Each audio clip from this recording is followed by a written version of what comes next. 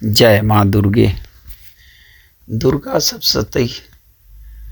दुर्गा सप्तशती चमत्कार नहीं, एक वरदान है। जाने दुर्गा सप्तशती पाठ के चमत्कार। दुर्गा सप्तशती एक ऐसा वरदान है, एक ऐसा प्रसाद है, जो प्राणी इसे ग्रहण कर लेता है वह प्राणी धन्य हो जाता है। जैसे मछली का जीवन पानी में होता है, जैसे एक वृक्ष का जीवन उसके बीज में होता है, वैसे ही माँ के भक्तों के लिए उनका जीवन, उनके प्राण दुर्गा सप्तशती में स्थित होते हैं। इसके हर अध्याय का एक खास और अलग उद्देश्य बताया गया है और ये देवी के विभिन्न शक्तियों को जागृत करने के 13 ब्रह्मास्त्र कहे गए हैं। दुर्गा सप्तशती के पाठों का महत्व। पहला नंबर है कि मार्कंडेय पुराण में वर्णित चमत्कारिक देवी महात्म्य में माँ दुर्गा के विभिन्न स्वरूपों का वर्णन। इसे स्वयं ब्रह्मा जी ने मनुष्यों की रक्षा के लिए बेहद गुप्त और परम उपयोगी मनुष्य का कल्याणकारी देवी कवच बताया गया है। स्वयं ब्रह्मदेव ने कहा है कि जो मनुष्य दुर्गा सप्तशती का पाठ करेगा वह परम सुख भोगेगा। तीसरा है कि दुर्गा सप्तशती को सतचंडी, नवचंडी अथवा चंडी पाठ भी कहा गया है। ये एक जागृत तंत्र विज्ञान है। दुर्गा सप्तशती पाठ के श्लोकों का असर निश्चित रूप से होता है और तीव्र गति से इसका प्रभाव पड़ता है। इसमें ब्रह्मांड की तीव्र शक्तियों का ज्ञान छुपा है। यदि मनुष्य सही तरीके से और सही विधि से पढ़ लेता है तो मनुष्य के जीवन की समस्त परेशानियों का अंत सुनिश्चित है। दुर्गा सप्तशती पाठ का फल।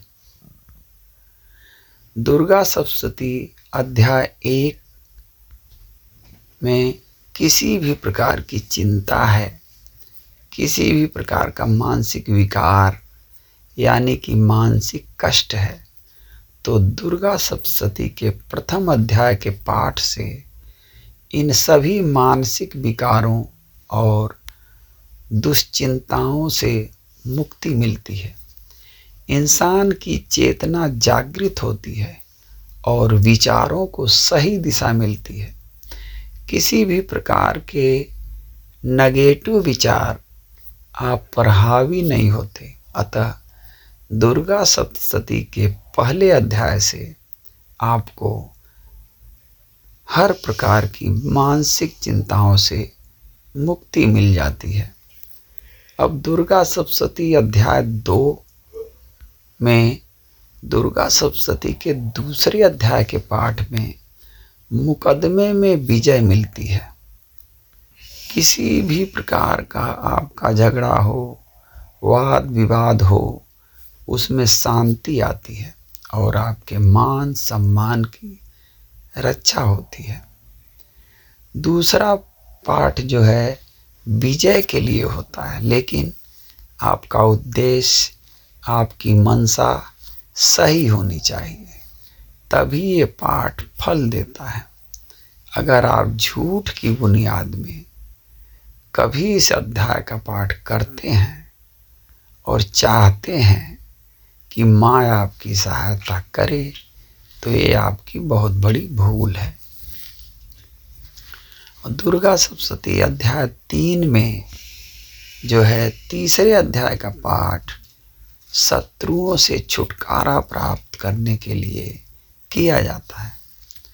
दोनों शत्रुओं का भय दोस्तों शत्रुओं का भय व्यक्ति के जीवन में बहुत पीड़ा का कारण होता है, क्योंकि भयग्रस्त व्यक्ति चाहे वो कितनी भी सुख सुविधा में रह रहा हो, कभी भी सुखी नहीं रह सकता। अतः इस अध्याय के पाठ करने से आंतरिक और बाहरी दोनों प्रकार के भय नष्ट हो जाते हैं।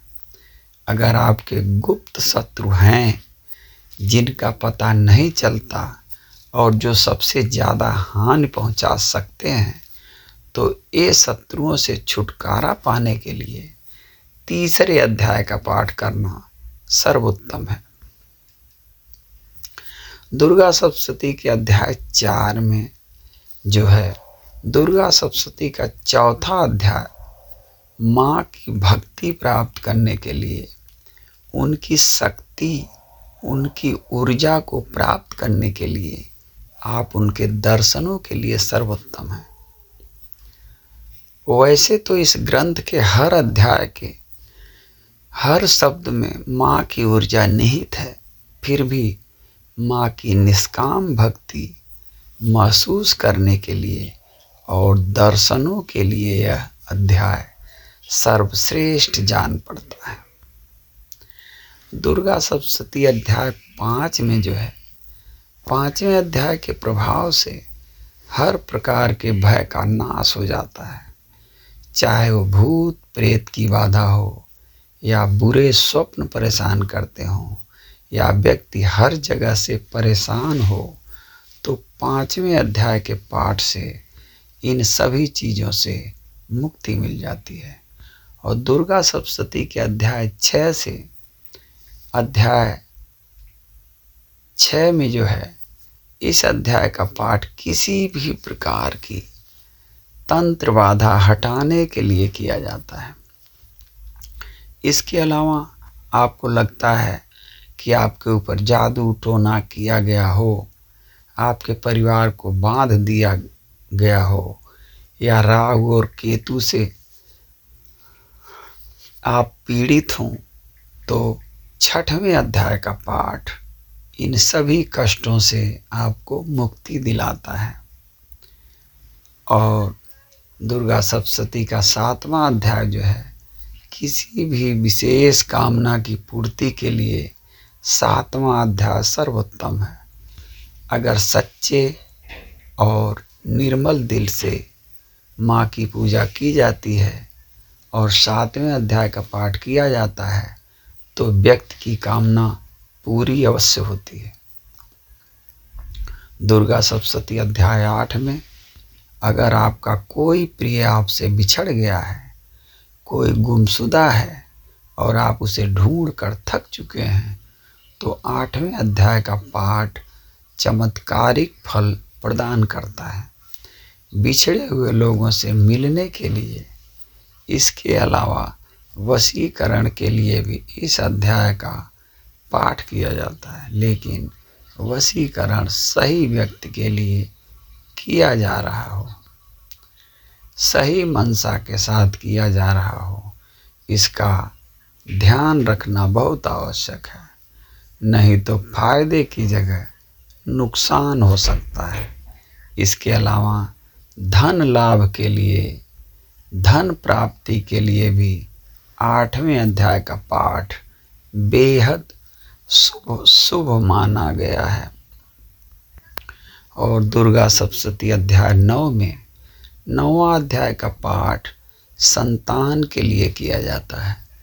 पुत्र प्राप्ति के लिए या संतान से संबंधित किसी भी परेशानी के निवारण के लिए दुर्गा सप्तशती के 9वें अध्याय का पाठ किया जाता है। इसके अलावा संतान की उन्नति, प्रगति के लिए तथा किसी भी प्रकार की खोई हुई अमूल्य वस्तु की प्राप्ति के लिए भी 9वें अध्याय का पाठ करना उत्तम होता है। यह आपकी हर मनोकामना पूर्ण करने में सहायक है। और दुर्गा सप्तशती अध्याय 10 में जो है, अगर संतान गलत रास्ते पर जा रही है, तो ऐसी भटकी हुई संतान को सही रास्ते पर लाने के लिए 10वां अध्याय सर्वश्रेष्ठ है। अच्छे और योग्य पुत्र की कामना के लिए अगर 10वें अध्याय का पाठ किया जाए तो योग्य संतान की प्राप्ति होती है और प्राप्त संतान सही रास्ते पर चलती है। दुर्गा सप्तशती अध्याय 11 में जो है, अगर आपके व्यापार में हानि हो रही है, पैसों का जाना रुक नहीं रहा, किसी भी प्रकार से धन की हानि आपको हो रही है, तो इस अध्याय का पाठ करना चाहिए। इसके प्रभाव से आपके आवश्यक खर्चे बंद हो जाएंगे, अनावश्यक खर्चे जो हैं बंद हो जाएंगे और घर में सुख शांति का वास रहेगा। और दुर्गा सप्तशती अध्याय 12 में जो है, इस अध्याय का पाठ करने से व्यक्ति को मान सम्मान की प्राप्ति होती है। इसके अलावा जिस व्यक्ति पर गलत दोषारोपण कर दिया जाता है, जिससे उसके सम्मान की हानि होती है, तो ऐसी स्थिति से बचने के लिए दुर्गा सप्तशती के 12वें अध्याय का पाठ करना चाहिए। रोगों से मुक्ति के लिए भी 12वें अध्याय का पाठ करना असीम लाभकारी है। कोई भी ऐसा रोग जिससे आप बहुत सालों से दुखी हैं और डॉक्टर की दवाइयों का कोई असर नहीं हो रहा है, तो 12वें अध्याय का पाठ आपको अवश्य करना चाहिए। और दुर्गा सप्तशती अध्याय 13 में जो है, 13वें अध्याय का पाठ माँ भगवती की भक्ति प्रदान करता है।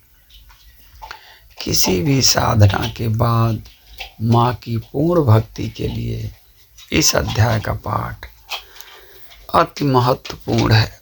किसी भी विशेष मनोकामना को पूर्ण करने के लिए, किसी भी इच्छित वस्तु की प्राप्ति के लिए इस अध्याय का पाठ अत्यंत प्रभावकारी माना गया है। जय श्री राधे राधे। जय माँ दुर्गे।